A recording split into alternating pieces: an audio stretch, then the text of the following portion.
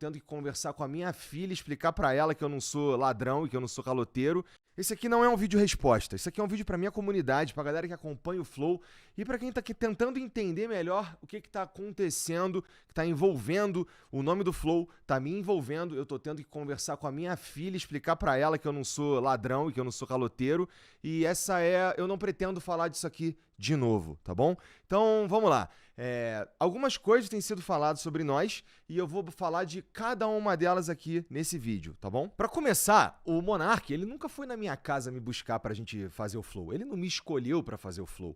Ele não ia fazer o Flow. Eu conheci o Monark em 2016, quando eu me mudei pra Curitiba. Ele tava numa fase esquisita da vida dele, aquele Monark barbudão. E em 2018, quando eu fui falar com ele pra gente fazer uma coisa nova, aí ele falou da ideia de fazer o podcast. E qual era o momento que a gente tava na nossa vida ali? Cara, eu tinha os meus canais no YouTube, eu era reconhecido, eu sou reconhecido dentro do nicho, por exemplo, de fighting games, né? Vira e mexe tem os caras falando ainda de GTA, de Mario Maker, etc. E eu tava fazendo as minhas lives lá no Facebook, que eu ganhava muito bem a ponto de eu conseguir ter as minhas coisas tudo em dia. E eu tava juntando um dinheiro pro próximo projeto que eu ia fazer, porque eu sabia que as lives no Facebook, e assim como qualquer outra coisa na vida, não duram para sempre. Então, eu juntei um dinheiro, com um dinheiro, Monark, vamos fazer uma parada junto? Que tal se a gente fizesse, por exemplo, um canal de unboxing? E ele falou, cara, é uma boa ideia, mas e se a gente fizesse um podcast? E eu confesso que eu não tinha assistido Joe Rogan ainda. Ele tava nessa desde 2016, quando o Jordan Peterson foi no Joe Rogan Experience pela primeira vez, e ele gostava muito de Jordan Peterson, ele tava numa fase da vida dele que ele tava completamente improdutivo, ele já tinha largado o canal dele, né, que agora não dá mais. Ele era sócio de uma produtora que faliu, né?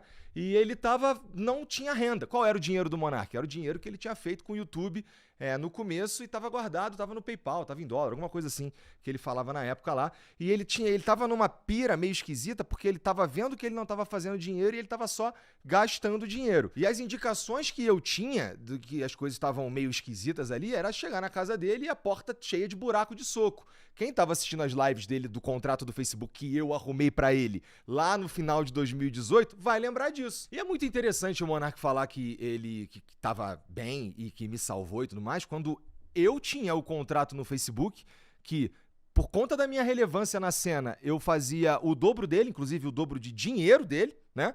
Num contrato que eu arrumei pra ele. Se ele estivesse tão relevante quanto ele diz que estava, eu acho que ele teria pelo menos sido procurado por alguém, né?